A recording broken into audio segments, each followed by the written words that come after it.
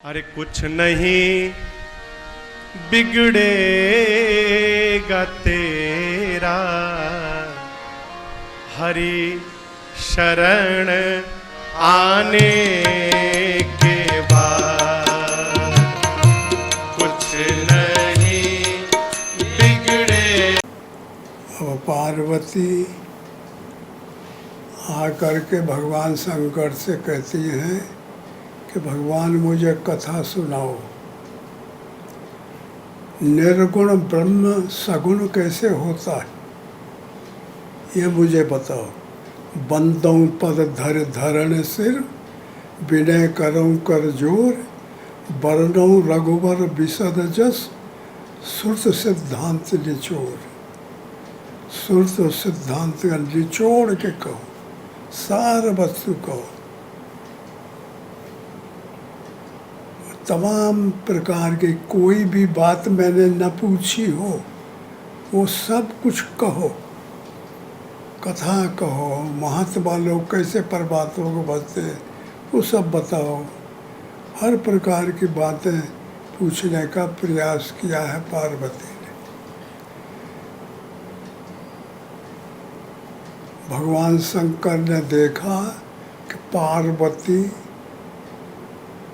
निर्लेप, कोई विकार अब इनके अंतःकरण में नहीं है, निर्विकार होकर के इन्होंने प्रश्न किया है, इसलिए अब मुझे प्रसन्न होकर के और इनके उत्तर देना है। तो देखिए परमात्मा के भगवान शंकर अंतर्यामी है। भगवान को जहाँ स्मरण किया तो उनके अंदर पूरा चरित्र आ गया और फिर उसको शुरू करते गए। पहली चौपाई है, यही जाने जग जाए हिराई, और जागे जथा सपन भ्रम जाई। शंकर भगवान कहते हैं पार्वती से, हे पार्वती, जिसको जानने से ये दुनिया हिरा जाती है, पता नहीं लगता, माया का पता नहीं लगता, हिरा जाती है। यही जाने जग जाए हिराई, जागे जथा सपन भ्रम जाई। जैसे सपन में सो रहा है आदमी और उसको कोई भ्रम हो गया, झगड़ा हो गया है, वो दुख होकर दूर कब होगा, जब वो जाग जाएगा तब, और कोई औषधि नहीं। परमात्मा को जानना यही मुख्य प्रश्न है। परमात्मा स्वतः बता देते हैं जानते ही जानकार को कि मैं ऐसे निर्गुण हूँ, ऐसे मैं सगुण बनता हूँ, ऐसे मेरा रूपरेखा है। साधक जब मेरे पास आ जाते जान जाते तब मैं उसको अपनी लीला, अपने रहस्य को बता देता हूँ। दूसरे के बताने से समझ में नहीं आता है, दूसरे से बताने से थ्योरिटिकल समझ में आता है, व्याक्य ज्ञान की चेतना के प्रतिबिंब समझ में आता है।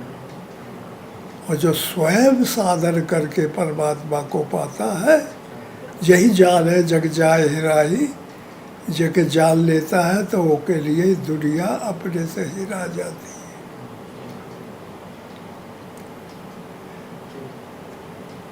तो इस तरह से परमात्मा कथा शुरू कर देते हैं।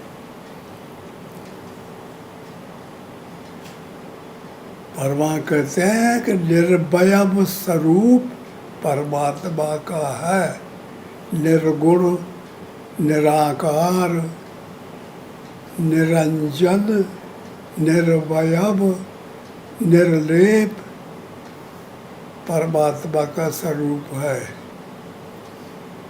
वो संसार में पैदा होते हैं, मर जाते हैं, बढ़ जाते हैं, वो पैदा होते हैं। दिन है तो रात आती है, रात आती है तो दिन हो जाता है। ये परमात्मा के धर्म नहीं है, ये माया धर्म है, संसार धर्म है। ये सब मिट जाता है परमात्मा को जानने से। परमात्मा मरता नहीं, परमात्मा जिंदा पैदा नहीं होता, परमात्मा एक रस हमेशा बना रहता है। जैसे देखते ही आकाश पोल हमेशा बना हुआ है, ये विनाश को नहीं प्राप्त होता है। ऐसे ही परमात्मा निर्लेप है, निर्वयव है, और ये संसार सावयव है। ये संसार में जब दखल आ जाता है, खराबी आती है, क्योंकि संसार दो तत्व से बना है, एक सत्य और एक असत्य। ये दोनों मिलकर के इस संसार को बनाए हैं। बेईमानी भी इसमें रहती है, ईमानदारी भी रहती है, बड़ापना भी रहता है, धनाढ्य भी रहते हैं और गरीब भी रहते हैं। दिन भी होता है, रात भी होती है, पैदा भी होता है, मर भी जाता है, और बढ़ जाता है, वो फिर पैदा होता है। ऐसा यह संसार का मौलिक धर्म है और असत्य है। ये कंटिन्यू नहीं रहता, लगातार नहीं रहता। हमेशा आदमी इतनी बड़ी मेहनत करके पैसा धन मकान बनाता है, कमाई करता है, और कमाने वाला गायब हो जाता है, और जिसको कमाया था वो पड़ा रह जाता है। इसलिए इसको असत्य मानते हैं, झूठा मानते हैं। ये पकड़ में नहीं आता, अपने पास रह नहीं पाता, ये गायब हो जाता है। तुम्हारे पास है, फिर धन दूसरे के पास चला जाता है, तुमसे छोड़ जाता है। खुशी तेरे पास है, दूसरे के पास चली जाती है, ये तुम्हें बगैर पूछे तासे छोड़ के चली जाती है। ऐसे लक्षण होने से इस संसार के, इसको असत्य कहा जाता है, झूठा कहा जाता है। समझ लो इसको ढंग से। तो इस तरीके से परमात्मा ने हर विधि से और पार्वती को बोध कराया। और जब ये संसार में दुख होता है और दुख मात्रा में बढ़ जाता है, और दुख देने वाले होते हैं राक्षस, जो बेईमानी करते हैं, चोरी करते हैं, बदमाशी करते हैं, विषय में मगन रहते हैं। ऐसे जो अब व्यक्तियों के मन है वो राक्षस है। और जो मन व्यक्तियों के ईमानदारी बरतते हैं, संसार में सच्चाई पर चलते हैं, परमात्मा की तरफ चलते हैं, माया का छोड़ते हैं, ऐसे जो मनुष्य है वो अच्छे कहलाते हैं। इन दोनों से मिलकर के संसार बना हुआ है। तो इस तरह से संसार अपना नहीं है। तो भगवान शंकर कहते हैं कि जब इसमें ऐसी गड़बड़ी आती है कि जो सत्यवादी है वो अपने धर्म पे भगवान को मान के चलते हैं, तो जो विरोधी है, विरोधी जो तत्व है, वो मिलकर के राय उनके सिद्धांत को बिगाड़ देते हैं, उनके धर्म को ख़त्म करते हैं, अधर्म कर देते हैं, अशांति कर देते हैं, उनको राक्षस कहते हैं। तो जब भले आदमियों को दुख होता है, परेशानी होती है, तो परमात्मा के यहाँ यह दुख पहुँच जाता है। भले आदमियों की भगवान कदर करते हैं, और भले आदमी जो भगवान को मानते हैं, उनके मन में जो हरकत होती है वो परमात्मा के पास टेलीफोन जैसे खबर हो जाती है। तो परमात्मा फिर वहाँ से सावयव रूप बना के और फिर समाज में भेजते हैं आदमी का रूप। जैसे राम को भेजा, तो रावण वहाँ उस समय आदि लगाता था, समाज को भक्ति नहीं करने देता, मंदिरों में नहीं जाने देता, महात्मा जो भजन करते उनका खून निकालने लगे, उनको मारने लगे। तब फिर ये पृथ्वी डोल गई और ब्रह्मा जी के पास जाती है पृथ्वी गाय का रूप धारण करके, और धर्म जाता है, महात्मा लोग जाते हैं, देवताओं को परेशान किया। तो ब्रह्मा के पास जब पहुँचे तो ब्रह्मा से कहे कि भगवान बचाइए, हम लोगों को बहुत बड़ी तकलीफ है पृथ्वी में। तो उन्होंने कहा कि भाई मेरी ताकत नहीं है, मुझे जो काम मिला है मेरे लिए उतना ही सौभाग्य है परमात्मा की तरफ से, मैं और कुछ ज़्यादा मेरे पास बीटो या बिल पावर नहीं है, मैं नहीं कर सकता। कि परमात्मा को चलो पुकारा जाए। परमात्मा कहाँ होंगे? परमात्मा तो निर्भय है,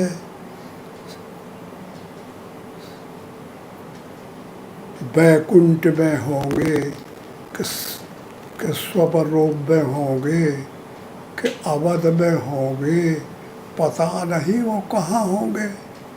अब सब लोग चिल्लाओ वह चला जाए। तो वही समाज में शंकर भगवान भी थे, तो उन्होंने कहा कि मैं जानता हूँ भगवान जहाँ होते हैं। सुनो सब लोग, जाओगे कहाँ?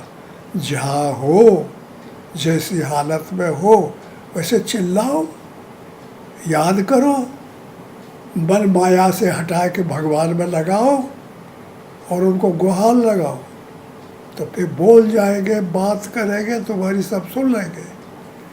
तो सब लोगों ने मन को एकाग्र किया और परमात्मा के ध्यान में लग गए और सब अपना अपना दुख दुखार और जैसे नियम है तैसे खबर भेज दिया भगवान के यहाँ।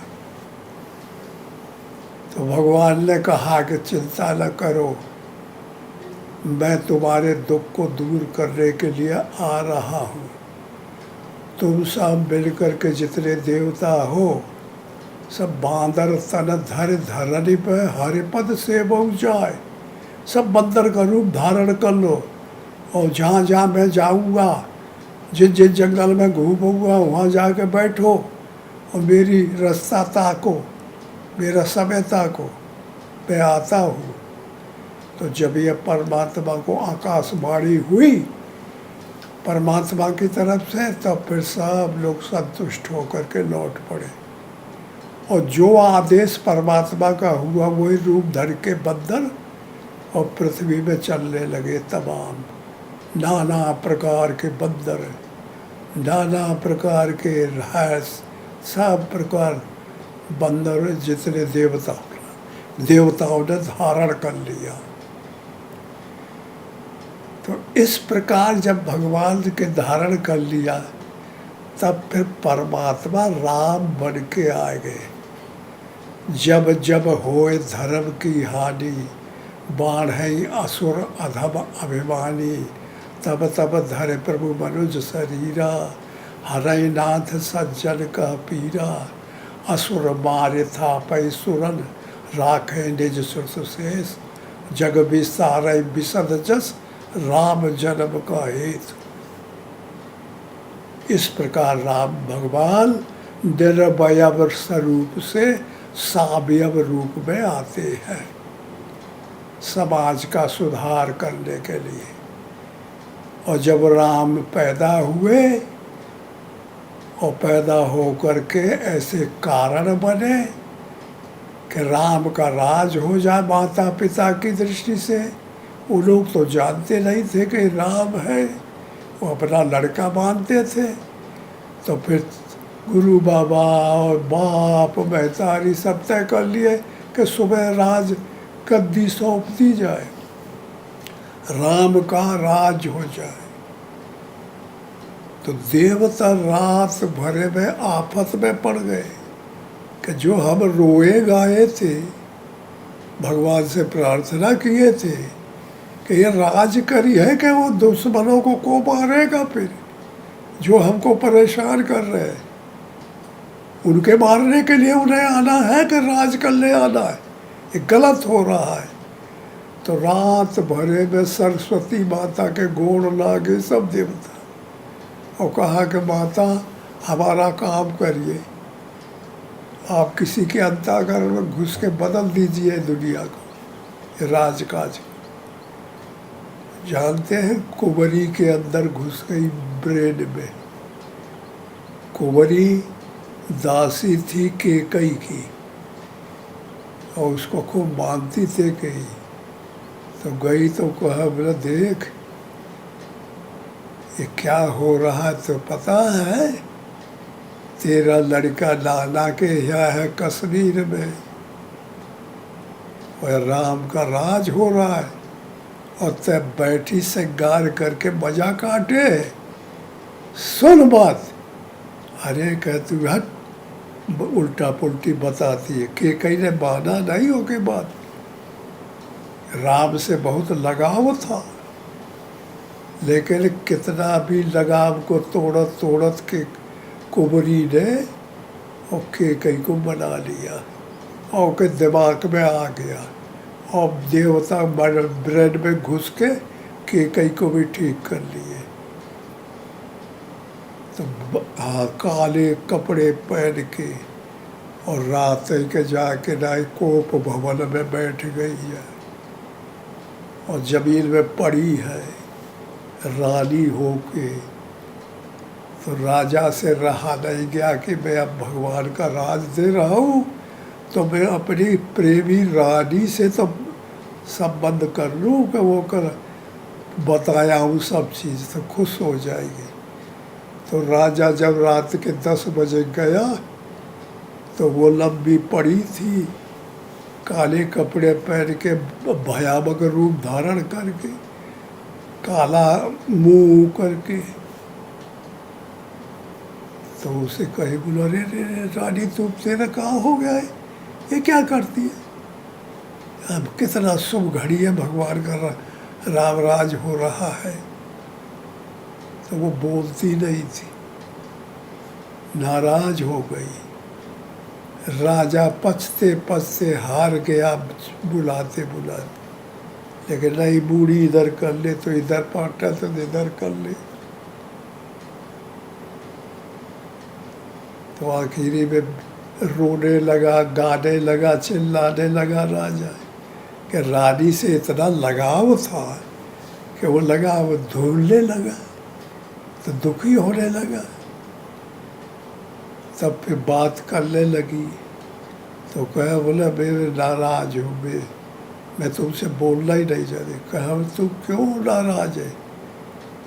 कहा इसलिए नाराज हूँ कि तुमको याद नहीं है जब तुम युद्ध कर रहे थे रावण से मेरे बाप के साथ और मैं तुम्हारे रथ पे थी, तो जब तुम घायल हो गए तो मैं रथ को भगा के निकाल ले गई तो तुम बच गए रहे। तो तुमने खुश हो के हमको आशीर्वाद दिया था, कहते वरदान मांग, जितने मांगना हो। नहीं मैं 2 वरदान लेती हूँ, लेकिन अब ही नहीं मांगूंगी, जब समय होगा तब मांगूंगी। तो के कहा राजा ने कहा कि हाँ क्या कर क्षमा कर दे, मेरा भोला स्वभाव है, मैं भुला गया था। अब तू ऐसा कर कि मुझे ले ले वरदान, 1 नहीं 4 ले ले, 2 की जगह पे 4 ले ले। तो कहे नहीं मुझे 2 ही लेना है। तो सब कहे ठीक ठीक से सुन, कभी बदल नहीं सकते जो वरदान देते हो। एक तो है कि मेरे भरत का राज और राम का 14 साल के वनवास। तो दशरथ के तो नाड़ी सटक गई, बेहोश हो गया। राम का वो भी आसक्ति थी राम में उसकी। तो इस प्रकार राम का जन्म हुआ और देवताओं की तरफ आकर्षित हुआ। इस प्रकार राज्य की तरफ से मन को मोड़ा गया। इसलिए यहाँ तक यह कहानी हमने बढ़ा के बताई। अब पार्वती की समझ में आ गया कि निर्गुण ब्रह्म, निर्वयम ब्रह्म सावयव कैसे होता है शरीरधारी, ऐसे होता है। तो साधकों की बात है ये। अब यह तो सांसारिक बाहरी ढंग से यह कहानी हमने बता दी। अब ये अंतर जगत में सुनो। साधक जब भजन करता है तो भगवान में मन लगा लेता है। भगवान में मन लगा तो साधक के हृदय में काम क्रोध लोभ मोह मद मत्सर आशा तृष्णा विषय वासना भरे पड़े। माया ने कब्जा कर लिया है साधक के शरीर का। तो वो मन इंद्रिया, मन बुद्धि चिद अहंकार, पांच ज्ञानेन्द्रिय, पांच कर्मेंद्रिया, ये शरीर का धर्म है। इसमें लगे हुए, इन पर कब्जा हो जाता है पूरे शरीर पे। और जब भगवान में लगाता है मन को तो ये लगने नहीं देते, जाने नहीं देते। काम टूट पड़ता है, क्रोध टूट पड़ता है, मोह टूट पड़ता है। मोह रूपी रावण है, क्रोध कुंभकर्ण है, काम मेघनाद है, लोभ नारायण है, कपट काल्य में अभिमान ऐरावण है। यही सब है। इस सर्वे शरीर में आसक्ति है आदमी की। आसक्ति रूपी लंका में रहते हैं। ये दिखाई नहीं पड़ते, सुनाई नहीं पड़ते, समझ में नहीं आता, और सब कब्जा किए हुए शरीर में। इंद्रिया काम करने के लिए हाथ फरफटा रहे, पैर चलने के लिए दौड़ रहे हैं, वाणी बताने के लिए चिल्लाती है, कान सुनने के लिए, आँख सूंघने के लिए, आँख देखने के लिए, इंद्रिया विषय करने के लिए। इसलिए जन्म होता है इनका। तो उनको छोड़ते नहीं है। और कायदा यह है कि विषय का त्याग करें, इंद्रिया अंतःकरण मन परमात्मा में लग जाए।